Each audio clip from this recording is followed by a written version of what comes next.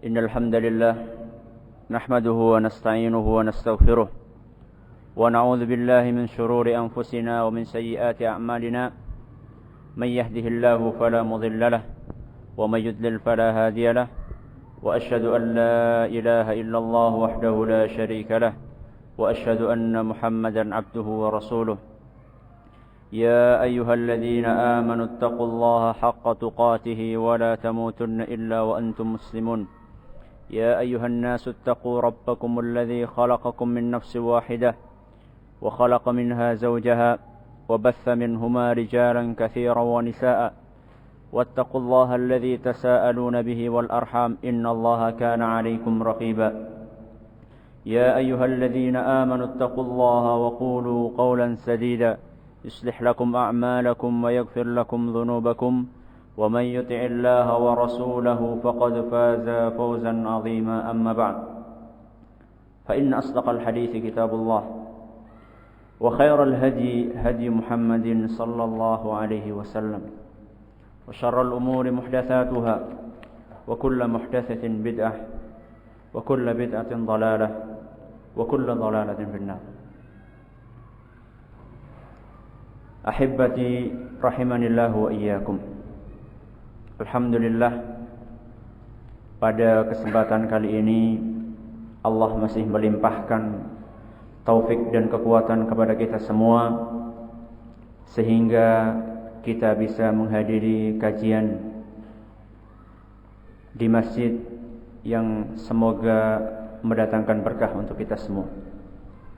Salawat dan salam semoga selalu tersanjungkan ke Nabi kita Muhammad sallallahu alaihi wasallam, kepada para pengikutnya yang setia meniti di atas jalannya hingga hari akhir nanti.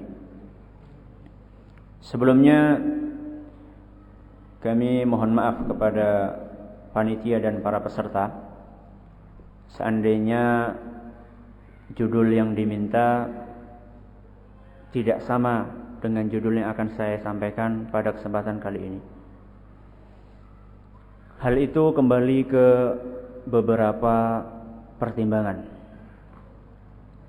Pertimbangan yang pertama adalah ketika saya tanya pesertanya siapa, peserta daurahnya orang-orang yang sudah ngaji.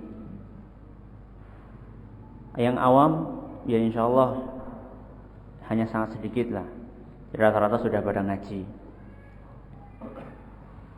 Ini yang pertama. Jadi yang kedua, saya melihat kebutuhan yang begitu besar kepada pemahaman yang benar akan arti persatuan dan arti berpegang teguh kepada manhaj salaf. Nanti akan saya terangkan lebih lanjut. Bukan berarti saya mengatakan bahwasanya kebutuhan ikhwan salafiyin kepada materi ta'zimus sunnah, pengagungan sunnah, itu tidak penting. Jadi jangan salah paham, nanti bilang, oh itu ustadznya gak mau ngisi ta'zimus sunnah karena ta'zimus sunnah gak penting. Saya gak bilang kayak gitu. Cuman saya melihat bahwasanya bab atau materi ta'zimus sunnah bagi ikhwan-ikhwan yang sudah ngaji, insyaallah sedikit banyak sudah paham. Apalagi ada kitab khusus yang membahas masalah itu, yaitu kitab yang ditulis oleh Syekh Dr. Abdul Qayyum As-Suhaibani yang judulnya dalam bahasa Arab Ta'zimus Sunnah. Tidak tahu diterjemahkan dalam judul apa?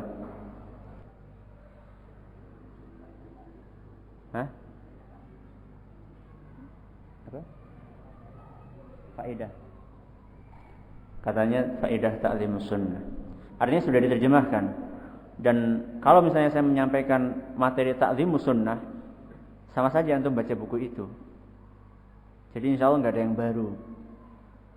Maka saya beristihad untuk membahas masalah yang kami anggap lebih urgen, lebih penting untuk kita bicarakan pada masa-masa sekarang. di masa-masa yang kita semua merasakan betapa di antara ahlus sunnah, di antara salafiyin terjadi perbedaan pendapat, yang itu semua seandainya kita mendalami materi pengertian dari persatuan dan pengertian dari berpegang teguh kepada manhaj salaf dengan baik, kita mengenalnya dengan baik, diharapkan bisa memperkecil atau menghilangkan perpecahan tersebut.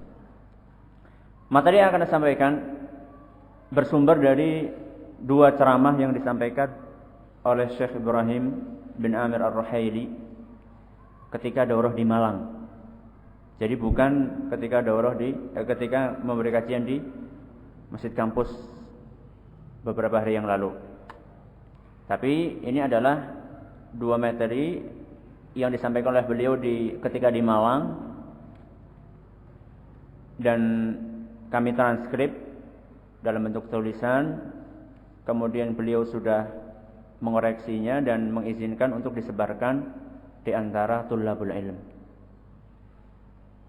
Akan tetapi tidak semua yang akan Anda sampaikan itu ada di ceramah beliau, karena ada beberapa tambahan-tambahan, contoh-contoh yang Anda anggap perlu untuk disampaikan sebagai penjelas. Jadi kalau misalnya nanti Anda menyampaikan sesuatu, jangan langsung dinisbahkan bahwasanya ini adalah perkataan Syekh Ibrahim, ya. Karena sudah saya ingatkan dari awal bahwasanya Anda akan menambah beberapa tambahan-tambahan agar lebih jelas. Akan tetapi secara global itu diambil dari ceramahnya beliau, hafizahullah ta'ala.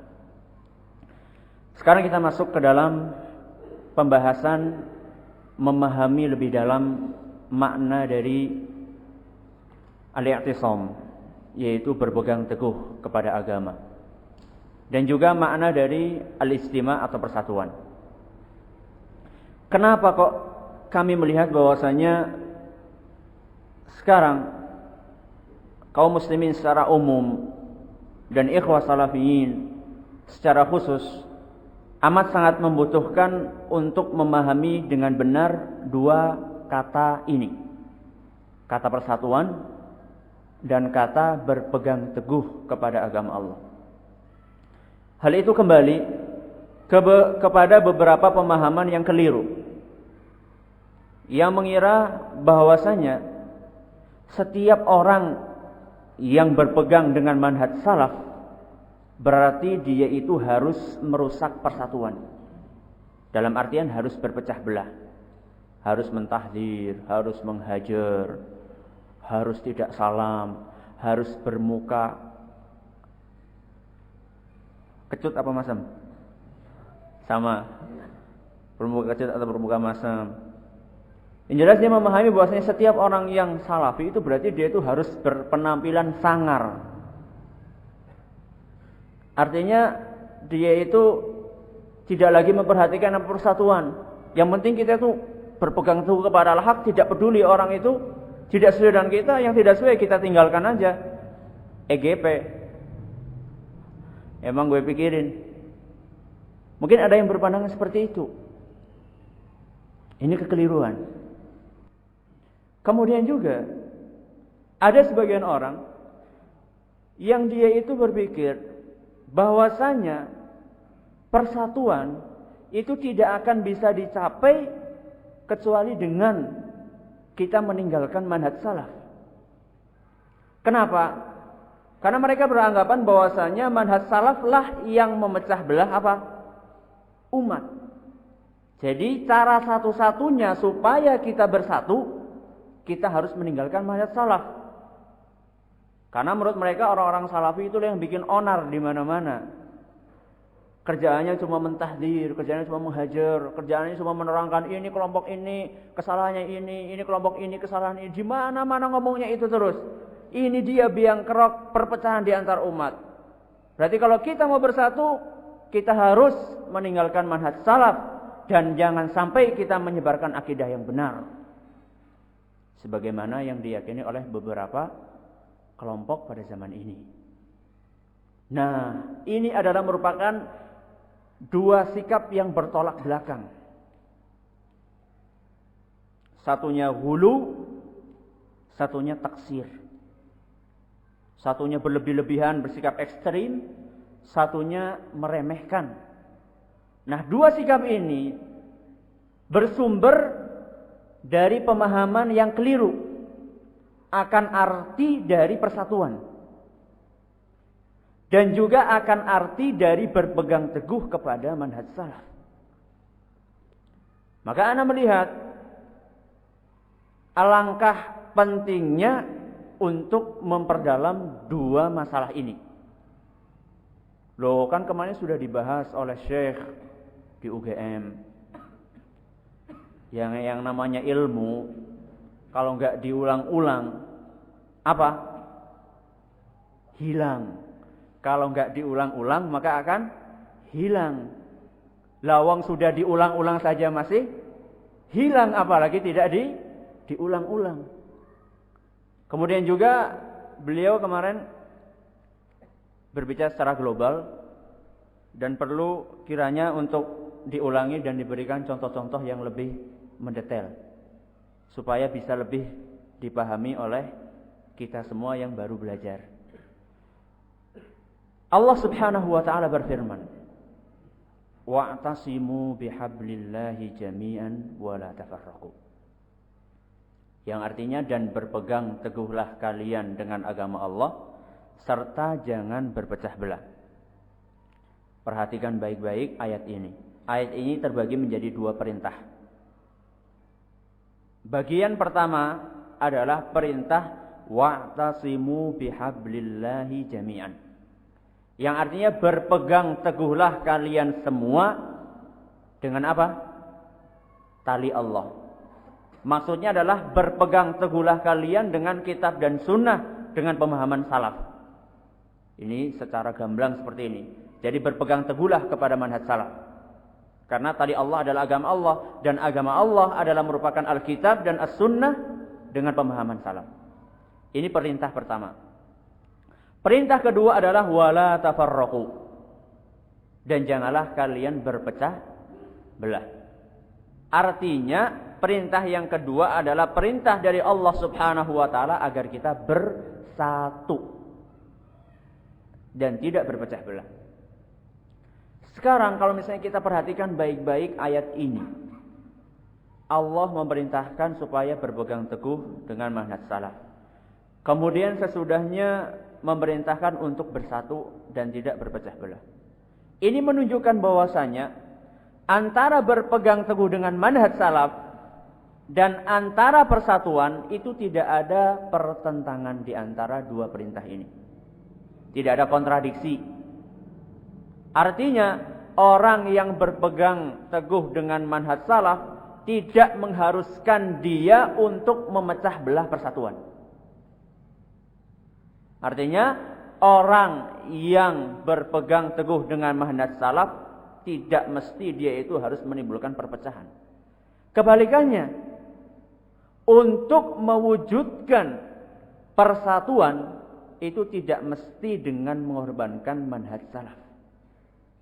Karena kalau misalnya demikian, mengapa Allah Subhanahu wa taala memerintahkan untuk berpegang teguh dengan akidah yang benar, dengan manhaj salaf, kemudian melarang kita untuk berpecah belah?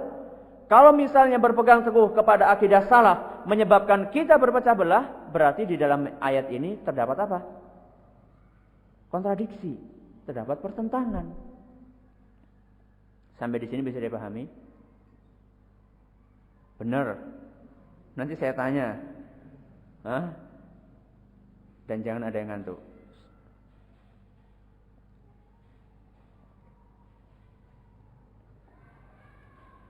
Sekarang setelah kita mengetahui ayat ini, kita akan belajar dan mengenal akan arti dari al-i'tisam, yaitu berpegang teguh kepada manhaj salaf atau kepada agama Allah.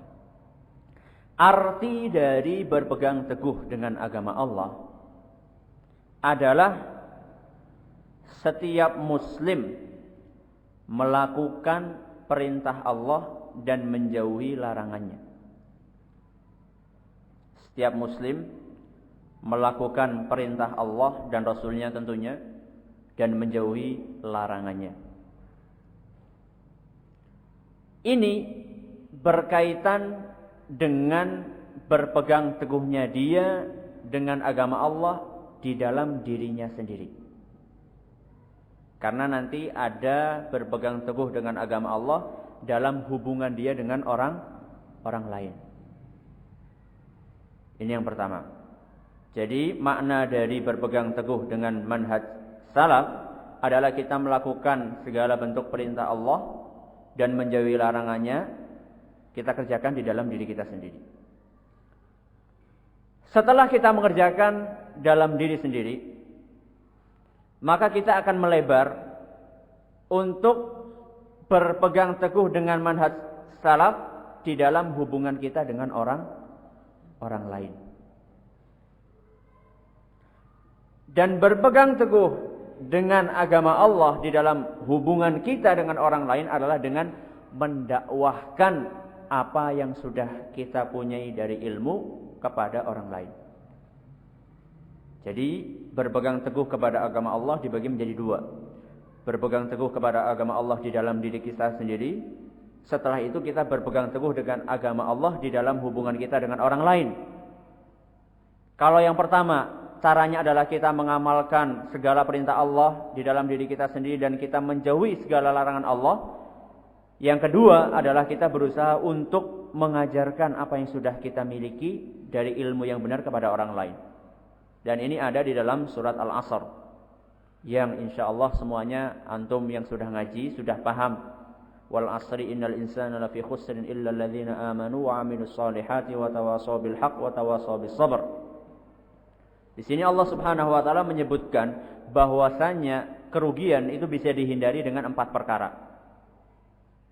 Yang pertama dan yang kedua adalah merupakan bentuk dari berpegang teguhnya seorang hamba dengan agama Allah di dalam dirinya sendiri, yaitu iman dan apa? Amal soleh. Ini adalah bentuk berpegang teguhnya seorang muslim dengan agama Allah di dalam apa? Dirinya sendiri. Artinya kita harus beriman, kita harus beramal soleh. Kemudian yang ketiga dan yang keempat, yaitu saling nasihat menasehati di dalam kebaikan dan saling menasehati di dalam kesabaran. Ini adalah bentuk berpegang teguhnya seorang muslim dengan agama Allah di dalam hubungan dia dengan orang lain.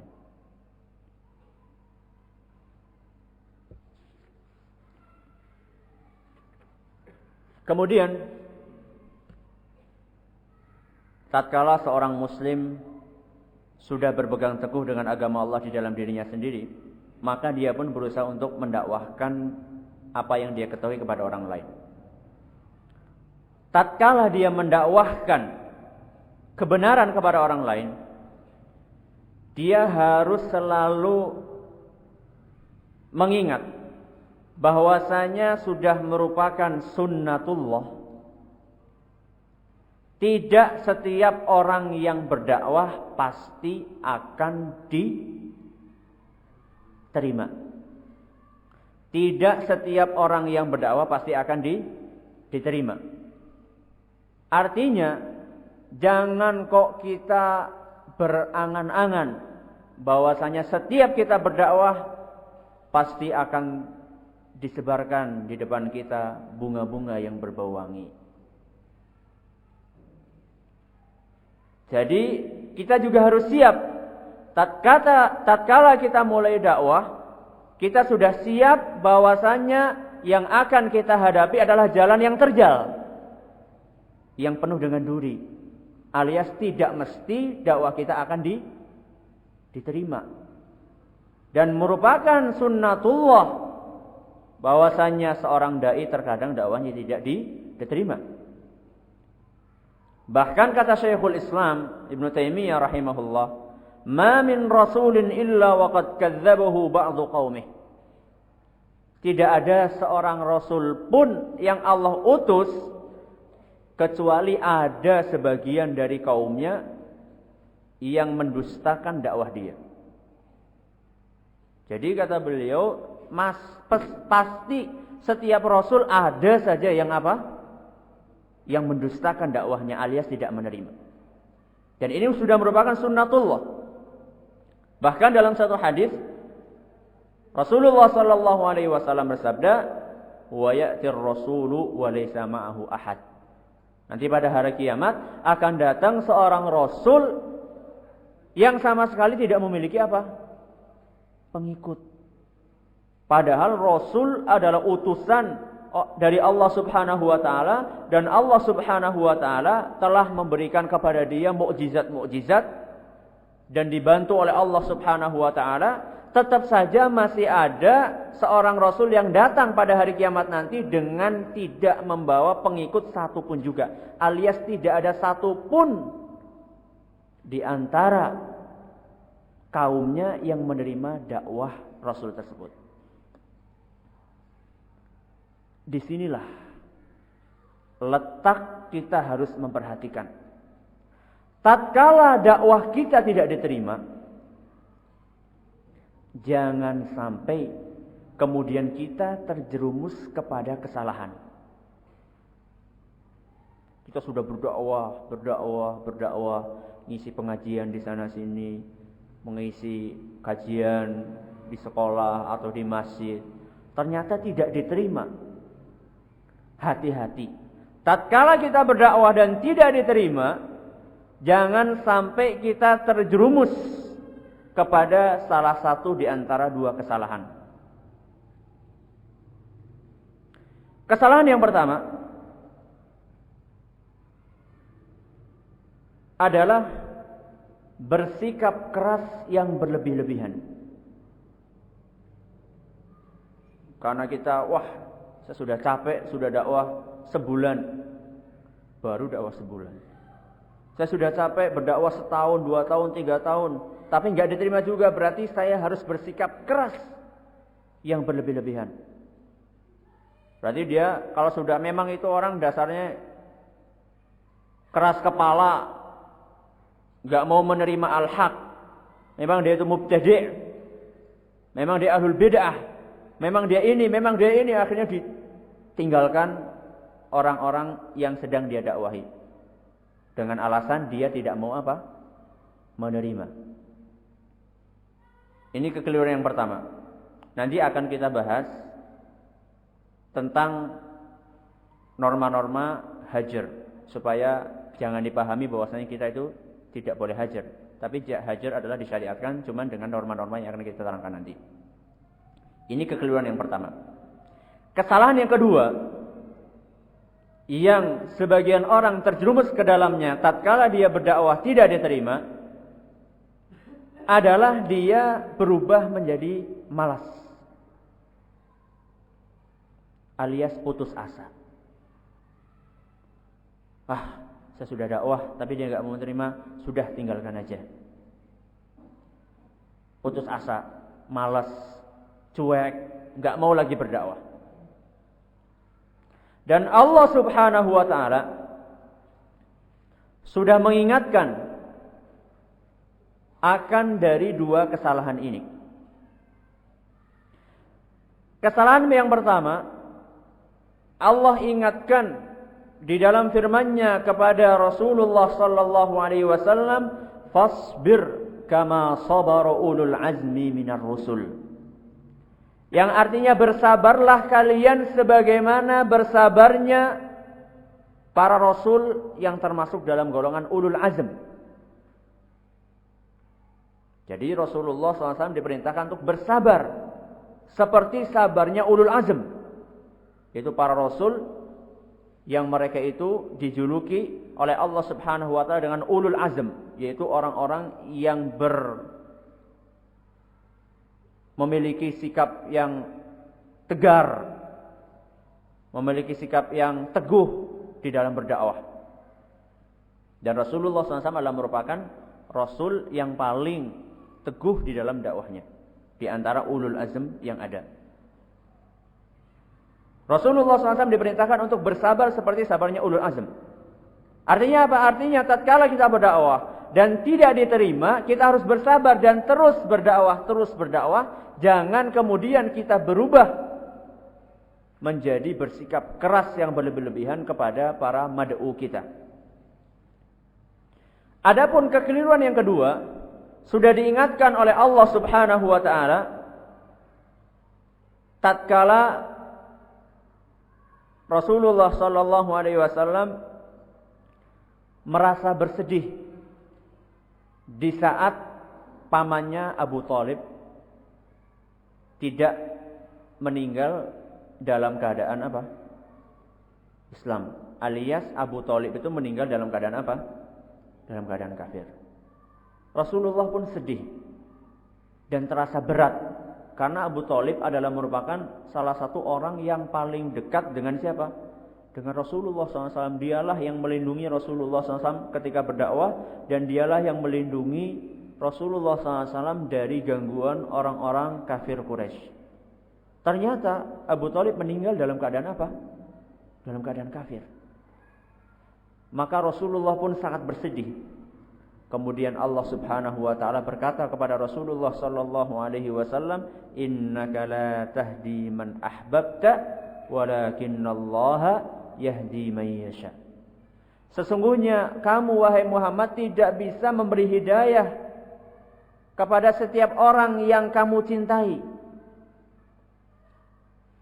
Walakinallaha yahdi man yasha, akan tetapi Allah lah yang akan memberi hidayah kepada siapa yang Dia kehendaki. Jadi di sini Rasulullah sallallahu alaihi wasallam memperingatkan, Allah Subhanahu wa taala memperingatkan Rasulnya supaya jangan berputus asa. Karena hidayah yang model seperti ini adalah merupakan hak prerogatif Allah Subhanahu wa taala. Karena hidayah ada dua. Di hidayah yang model ini adalah merupakan hidayah yang hanya Allah Subhanahu wa taala yang memilikinya. Adapun hidayah kita memberikan, mengajarkan, itu kita bisa. Tapi kalau sudah bicara masalah hati, apakah ini akan mendapatkan petunjuk atau tidak, ini adalah merupakan hak prerogatif Allah Subhanahu wa taala. Jadi tatkala kita berdakwah kepada agama Allah, sejak awal jalan kita berjalan mulai dakwah, jangan sampai kita meniti jalan yang salah. Dan berdakwah kepada Allah ada dua metode dalam menyikapi orang yang bersalah. Metode yang pertama adalah metode hajar, yaitu kita meninggalkan atau mendiamkan orang yang bersalah,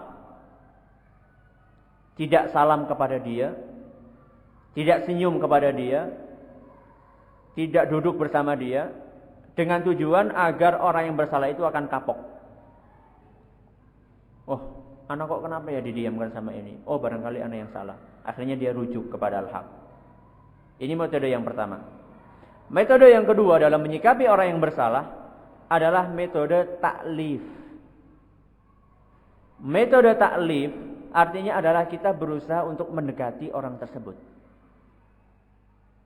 Kita dekati, kita berusaha untuk senyum kepada dia, kita berusaha untuk salam. Kalau perlu sekali-kali ditraktir, kita ajak makan. Ini adalah metode taklif. Dan dua-duanya adalah merupakan metode yang pernah dikerjakan oleh Rasulullah sallallahu alaihi wasallam. Dan yang ingin kita bicarakan secara terperinci berkaitan dengan masalah kita pada pagi hari ini adalah masalah hajar. Siapa yang masih ingat kemarin pengajian dengan Syekh Ibrahim? Hajar itu disyariatkan untuk 3 maslahat. Yang pertama, yang kedua, yang ketiga. Siapa?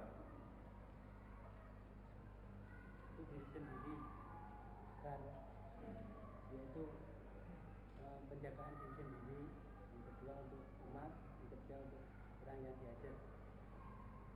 Bagus. Jadi hajar itu, ini semuanya hadir gak sih kemarin? Hah? Ada 2 kemungkinan. tidak hadir,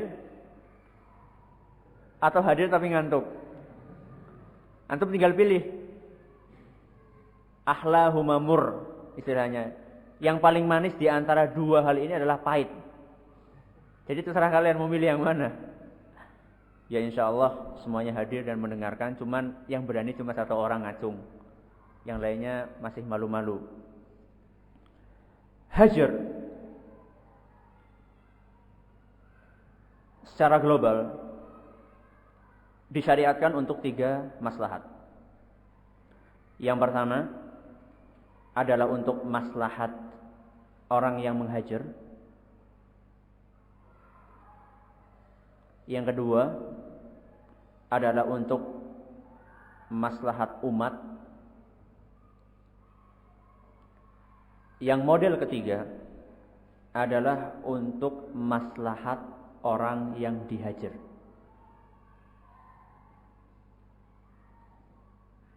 Ini mohon maaf seandainya masih ada yang baru awal ngaji, kemudian mumet alias bingung. Ini bicara masalah apa sih? Ini mohon maaf karena ini memang harus disampaikan. Hal ini harus disampaikan karena ya seperti yang tadi saya sampaikan tadi. Kalau misalnya fitnah itu tidak ada, alias fitnah saling menghajar itu tidak ada, saya yakin kebutuhan untuk menerangkan masalah ini tidak terlalu penting. Yang penting belajar, yang penting kita ngapal Arba'in Nawawiyah, kemudian kita ngapal kitab Tauhid, kita ngapal Ushulus Salasah, Kasyfus Syubuhat.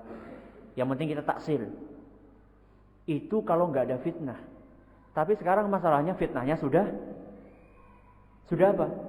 Sudah ada. Mau nggak mau kita harus mengetahui bagaimana cara kita supaya tidak terjerumus kepada fitnah tersebut.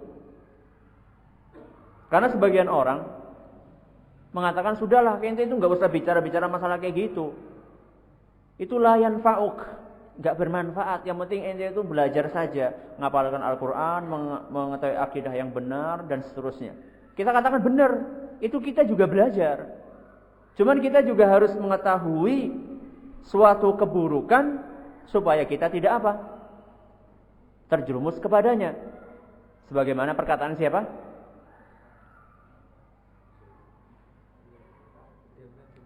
Hudzaifah ibnul Yaman. Kana an-nasu yas'aluna Rasulullah sallallahu alaihi wasallam 'anil khair wa kuntu as'aluhu 'anil syarr makhafata an yudrikani.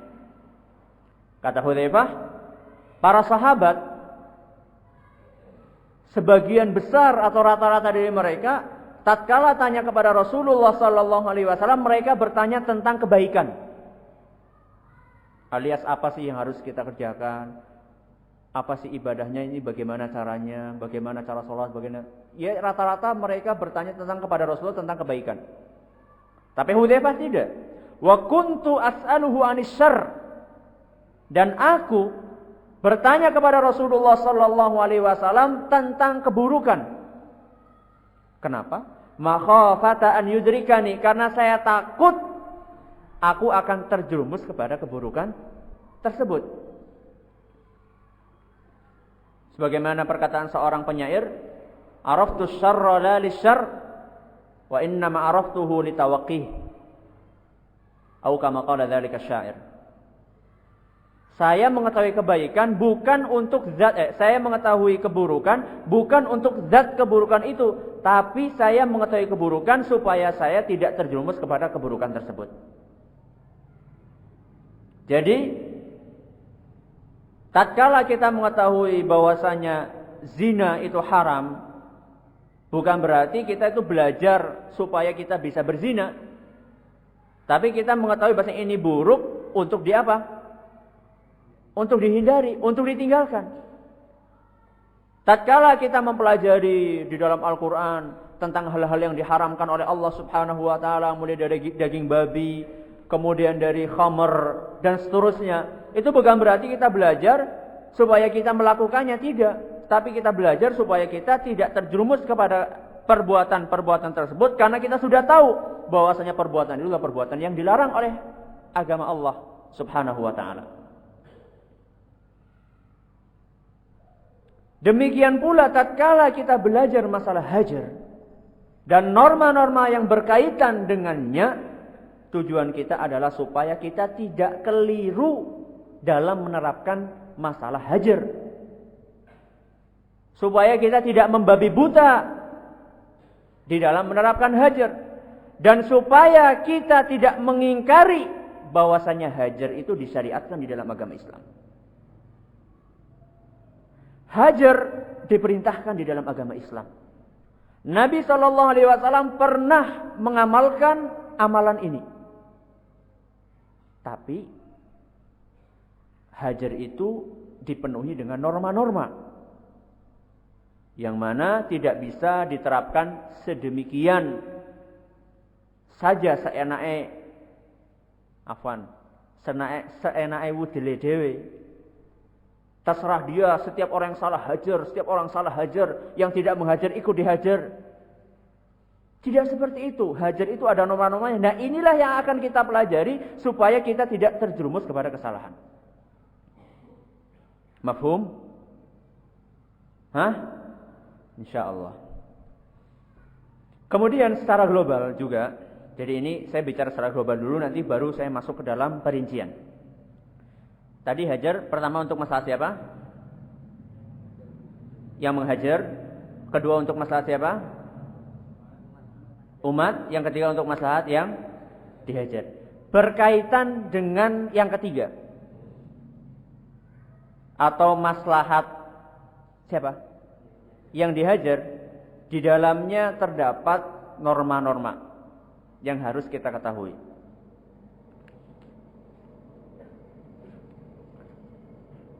Secara global ada 5 norma. Ini antum tulis dulu, nanti baru ana terangkan secara tafsil supaya nanti ketika ana menerangkan antum enggak sibuk nulis. Norma yang pertama berkaitan dengan penerapan hajar untuk maslahat yang dihajar adalah memperhatikan pengaruh orang yang menghajar.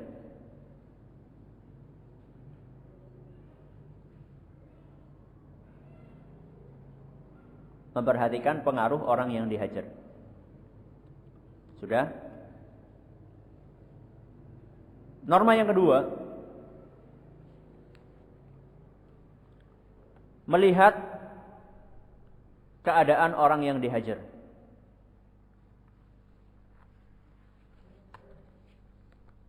Melihat keadaan orang yang dihajar. Yang ketiga, melihat masa hajar. Masa artinya ya lamanya hajar.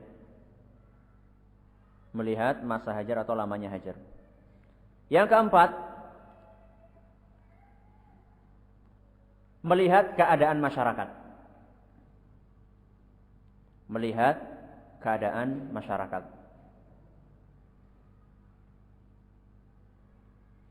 Yang kelima adalah ikhlas semata karena Allah dalam menghajar.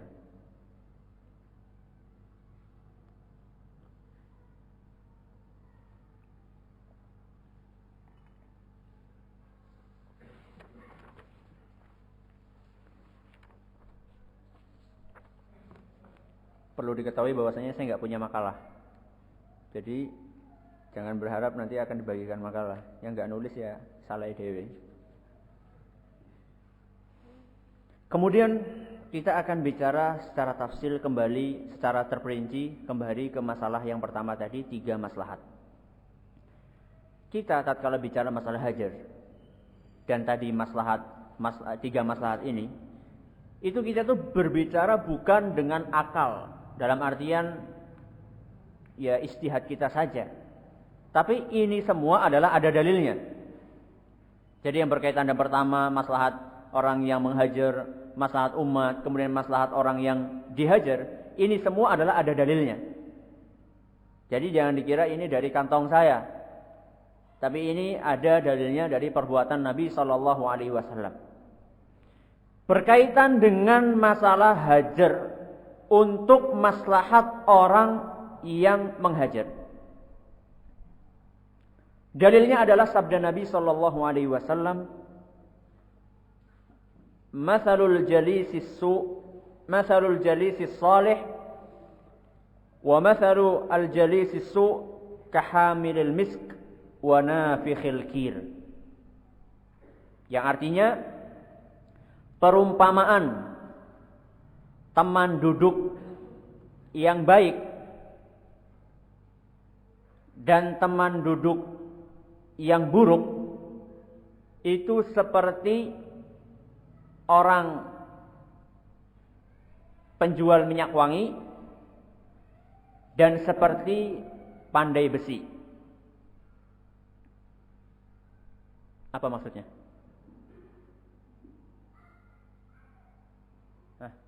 Sampai di sini ada yang paham nggak? Nanti dulu, ini kira-kira pemahamannya bagaimana? Supaya anak juga ingin tahu dari antum. Anak tanya ini supaya nggak ngantuk gitu loh. Apa maksudnya ini? Dari sabda Nabi SAW. Fadhol, siapa yang bisa? Maksudnya itu, kalau kita bergaul dengan orang yang jelek, Orang yang jelek. maksudnya yang gimana? Maksudnya Ya udah. Terus. kena baunya. Ahsan. Jadi hadis tadi Nabi Shallallahu Alaihi Wasallam menjelaskan bahwasanya perumpamaan teman duduk yang baik adalah seperti penjual minyak wangi. Adapun perumpamaan teman duduk yang buruk adalah seperti pandai besi.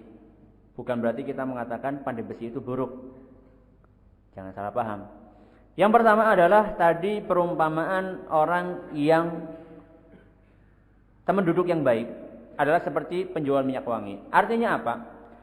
Kita kalau bergaul dengan penjual minyak wangi, syukur-syukur pulang-pulang kita dikasih minyak wangi satu botol. Syukur-syukur seperti itu. Kalaupun tidak seperti itu, paling tidak dia akan ngasih kita sedikit minyak wangi kemudian kita taruh di baju kita. Ini penjual minyak wangi yang nggak pelit. Kalau yang pelit ya kita mungkin pulang tangan kosong. Jadi teman duduk yang baik itu mesti akan mendatangkan kebaikan buat kita. Entah itu besar ataupun apa? Ataupun kecil. Besar itu diumpamakan dengan kita dikasih minyak wangi. Meskipun barangkali minyak wangi yang murah, tapi kan kita sudah punya minyak wangi daripada yang tidak punya. Ini paling tidak seperti itu, bisa kita pakai 1 bulan. Demikian pula pengaruh yang kecil, kita akan dikasih minyak wangi meskipun tahannya cuma 5 menit, yang penting kita bau wangi. Demikian pula teman duduk yang baik, orang yang soleh, kemudian orang yang alim. Itu kalau kita duduk bersama dia, paling tidak kita akan mendapatkan ilmu dari dia. Dia akan mengajarkan kepada kita suatu hal, ilmu. Akhirnya kita pulang dengan membawa bekal, dengan membawa oleh-oleh, yaitu ilmu yang kita dapatkan dari orang yang alim tersebut. Kalaupun kita tidak mendapatkan ilmu, paling tidak kita bisa melihat akhlak dia. Kita bisa melihat ibadah dia. Sehingga kita pulang dan di dalam hati kita timbul semangat. Masya Allah, begitulah orang yang alim dalam beribadah. Oh seperti itu, jadi kita tiru. Begitulah orang yang alim dalam berakhlak, akhirnya kita tiru. Jadi bagaimanapun juga yang namanya bergaul dengan orang yang baik, orang yang saleh, orang yang alim, orang yang berilmu, kita akan mendapatkan apa? Kebaikan dari orang tersebut. Kemudian contoh permisalan yang kedua, yaitu permisalan teman duduk yang buruk. Permisalan teman duduk yang buruk, kata Nabi SAW, seperti pandai besi. Orang yang duduk bersama pandai besi paling tidak atau maksimalnya baju dia itu akan terkena percikan apa? Percikan api. Antum tahu kan pandai besi? Hah? Tahu nggak? Tahu atau tidak? Pandai besi, ya orang Jawa insya Allah paham. Nggak tahu kalau orang Sumatera, orang Kalimantan, saya kira sama aja. Pandai kan pinter. Artinya orang-orang yang biasa bikin pedang, orang biasa bikin celurit, orang pokoknya pandai besi itulah. Anak kira semuanya paham. Kalau nggak paham tanya temannya. Jadi orang yang bergaul dengan pandai besi paling tidak dia akan bajunya akan terbakar kena percikan api tatkala dia sedang mukuli besi tersebut, keluar nyiprat api tersebut, kemudian terkena baju kita dan terbakar. Kalaupun tidak seperti itu, kalaupun kita sudah hati-hati, nggak deket-deket dia, kita menjauh, kita pun akan terkena bau dari api tersebut.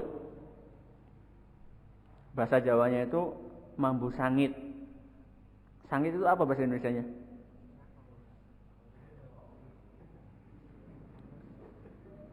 Bukan bau hangus, bau asap. Paling tidak kita dapat bau asapnya keluar dari pandai besi, baju kita baunya nggak enak, meskipun nggak terbakar. Itulah perumpamaan yang Nabi SAW gambarkan kepada umatnya, bahwasanya tatkala kita bergaul dengan orang yang tidak baik, bahwasanya seandainya kita bergaul dengan ahlul bid'ah, dengan ahlul ma'asi, paling tidak maksimalnya dia akan merusak agama dan akidah kita. Jadi ini perumpamaan orang yang terbakar bajunya. Akidah kita akan rusak gara-gara kita bergaul dengan ahlul bid'ah.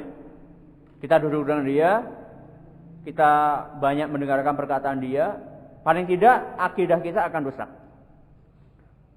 Kalaupun akidah kita tidak akan rusak, maka nama kita akan tercemar. Barangkali, akidah anak enggak rusak, alhamdulillah. Alhamdulillah anak masih tetap salafi.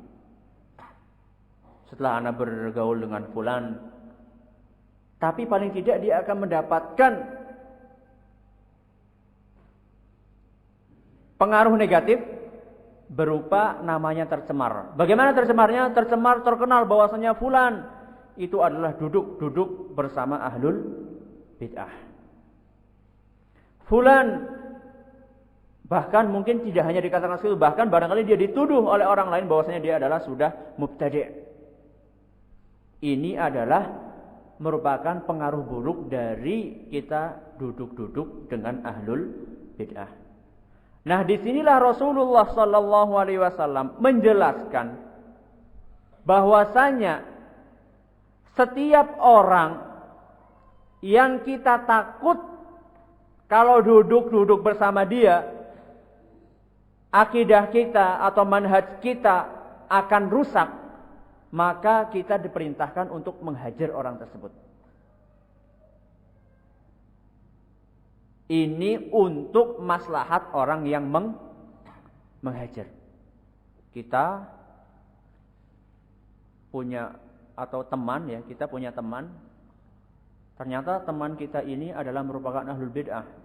Misalnya dia adalah seorang sufi tulen misalnya.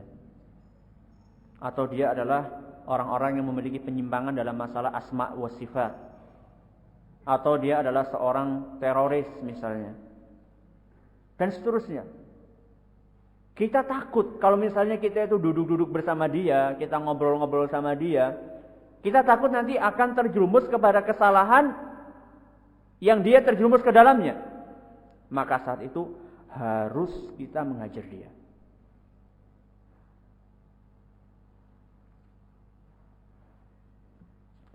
Dan hal ini, yaitu menghajar orang yang kita takut akan terpengaruh akidah kita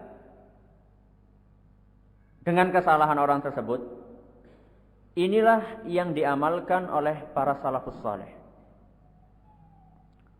Diceritakan bahwasanya ada salah seorang mubtadi', seorang ahlul bid'ah, yang datang kepada seorang imam di kalangan imam salaf. Mubtadi itu berkata, "Aqra 'alaika ayah." Maukah kamu mendengarkan? Saya ingin membawakan satu ayat kepada kamu. Imam tadi mengatakan, "La taqra 'alayya ayah." Enggak, saya enggak mau mendengarkan ayat yang akan kamu sampaikan. "Aqra 'alaika hadis." Mau enggak kamu saya tunjukkan kepada suatu hadis? Dia menjawab, "La taqra 'alayya haditsan." Tidak, saya enggak mau mendengarkan kamu membacakan suatu hadis kepada saya. "Wala nisfu kalimah." Bahkan saya tidak mau mendengarkan setengah kata pun dari kamu. Artinya sama sekali ayat enggak. Ini imam ya, ini imam Ahlus Sunnah. Ini bukan orang yang sembarangan dia itu enggak mau kayak orang-orang jil. Yang dikatakan Al-Quran dia akan enggak mau mendengarkan itu apa Al-Quran, ini apa sunnah, ini kuno dan sebagainya. Ini bukan jil ini imam di kalangan imam Ahlus Sunnah yang sedang berhadapan dengan seorang mubtadi, dan mubtadi itu ingin mempengaruhi imam tersebut. Maka ada seorang yang duduk di situ berkata, "Rahimakallah, lima lam ta'dzan lah." Wahai imam, kenapa kamu tidak mengizinkan orang mubtadi itu untuk membawakan ayat atau hadis atau bahkan setengah kata pun kamu tidak beri kesempatan dia untuk berbicara? Apa jawaban imam tersebut? "Innal qalba dhaif." Sesungguhnya hati itu lemah. "Wa inni akhsha an yurida alayya subhatan fala takhruju min qalbi." Dan saya takut seandainya dia itu menyampaikan, melontarkan suatu syubhat, kemudian masuk ke dalam hati saya, dan syubhat itu akan berdiam di hati saya dan tidak bisa keluar. Siapa itu? Imam. Orang yang alim di antara ulama Ahlus Sunnah. Takut seandainya syubhat itu terjerumus atau masuk ke dalam hatinya, kalau sudah terlanjur masuk, takut dia nggak bisa mengeluarkan syubhat tersebut. Padahal kita ketahui sendiri, a'immatus salaf, para imam salaf yang mereka adalah orang yang keilmunya tidak diragukan lagi. Kemudian ketakwaan mereka juga Masya Allah. Wara' mereka, zuhud mereka, tapi tetap mereka masih takut hatinya terpengaruh dengan syubhat ahlul bid'ah.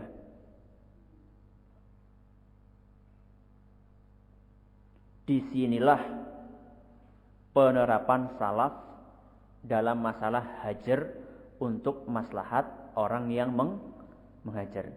Jadi imam tadi itu menghajar mubtadi tadi tujuannya untuk maslahat siapa? Untuk maslahat dirinya sendiri supaya tidak terpengaruh dengan bid'ahnya mubtadi tersebut. Dan kita diperintahkan untuk mencari keselamatan diri sendiri sebelum kita berusaha untuk menyelamatkan orang lain. Sebagaimana tadi di dalam surat Al-Asr. Sebelum kita diperintahkan untuk berdakwah, kita diperintahkan untuk apa dulu? Beriman dan beramal saleh dulu. Artinya kita berusaha untuk mencari keselamatan diri sendiri, baru kemudian kita berpikir untuk menyelamatkan orang lain. Seandainya ada seorang yang berkata, "Ana berharap dengan duduk-duduknya ana dengan ahlul bid'ah itu, ana berharap dia akan mendapatkan hidayah. Karena ana akan menerangkan kepada dia kebenaran, ana jelaskan dengan dalil-dalilnya. Saya berharap dia akan akan mendapatkan hidayah. Tapi ana juga khawatir jangan-jangan ana terpengaruh dengan syubhat dia. Jadi dia di antara dua pilihan. Dia ingin untuk dia mendapatkan hidayah dan dia berharap dia mendapatkan. orang mubtadi terdapat hidayah, tapi di sisi lain dia juga apa? Juga takut jangan-jangan anak apa? Akan terpengaruh dengan bid'ah dia. Di dalam kondisi seperti ini, apa yang akan dikerjakan oleh anak? Apa? Hah? Tidak? Tidak hadir. Tidak hadir. Yang lain?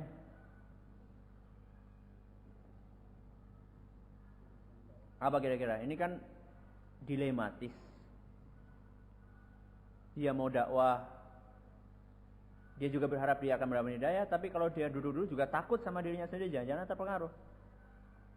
Dan ini sering dialami oleh kita. Kita sering ketika akan melangkah, kita dihadapkan dengan dua pilihan tersebut. Apa yang harus kita kerjakan? Ini katanya tetap kita menghajar. Tidak hadir maksudnya menghajar kan? Menghindari, iya maksudnya itu. Menghindari berkumpul, ya itulah hajar. Jadi gak usah takut dengan kata-kata hajar. Nah, ada yang tidak setuju dengan ini? Ya. Yaitu berbuat demikian ini telah tegak hujah pada dirinya atau belum? Kalau sudah tegak hujah, maka kita harus lebih hati-hati.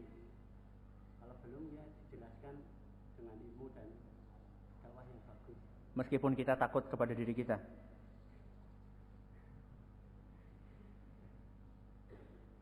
Jawabannya ada di dalam firman Allah Subhanahu wa taala, ya ayyuhalladzina amanu qu anfusakum wa ahlikum nara. Wahai orang-orang yang beriman, peliharalah diri kalian dan keluarga kalian dari api neraka. Jadi di dalam ayat ini Allah Subhanahu wa taala memerintahkan kita untuk mengutamakan keselamatan diri sendiri sebelum berusaha untuk menyelamatkan orang lain. Kalau misalnya kita mengharapkan dengan duduk dengan ahlul bid'ah, dari duduk dengan ahlul bid'ah kita mengharapkan hidayahnya,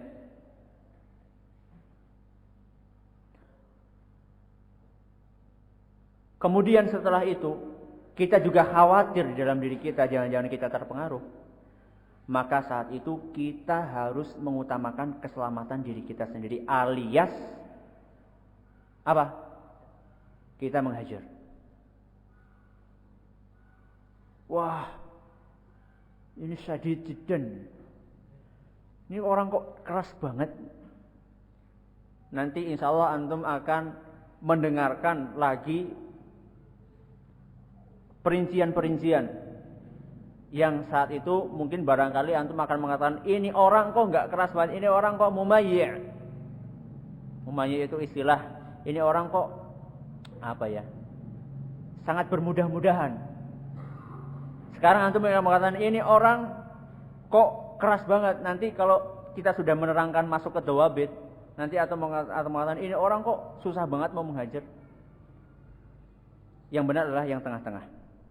Jadi kalau misalnya suatu ketika kita dihadapkan dalam masalah ini, maka yang benar adalah kita tidak bergaul dengan dia, karena yang harus kita kedepankan adalah untuk mendapatkan hidayah diri sendiri sebelum memberikan hidayah kepada orang lain. Oleh karena itu disyariatkan untuk berhijrah dari negeri kafir menuju negeri apa? Islam. Kemudian kita juga disunahkan atau disyariatkan untuk berhijrah dari negeri yang banyak bid'ahnya menuju ke negeri yang sunnahnya di situ tersebar. Dan juga kita disyariatkan untuk meninggalkan negeri yang di situ maksiatnya menjamur menuju ke tempat yang orangnya di situ orangnya alim-alim. Jadi ini semua adalah menunjukkan bahwasanya kita diperintahkan untuk menghajar seandainya kita takut terpengaruh dengan keburukan orang yang dihajar tersebut.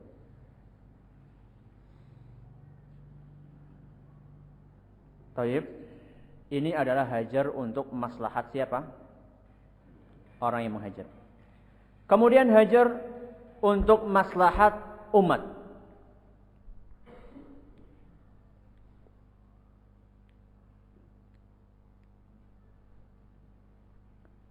Maksudnya bagaimana? Maksudnya adalah kita menghajar orang yang bersalah dengan tujuan supaya umat, masyarakat di sekelilingnya itu mengambil pelajaran dan mereka kapok, tidak mau terjerumus kepada kesalahan orang tersebut. Saya ulangi lagi. Yang dimaksud dengan hajar untuk maslahat umat adalah kita menghajar seseorang yang bersalah, entah itu bid'ah atau maksiat, dengan tujuan bukan untuk maslahat orang yang dihajar. Barangkali orang yang dihajar ini dia akan mendapatkan maslahat kalau misalnya kita duduk dengan dia, tapi adalah supaya masyarakat di sekeliling dia itu mengambil pelajaran, lantas tidak melakukan kesalahan seperti kesalahan orang yang dihajar tadi. Bisa dipahami? Bisa? Atau bingung?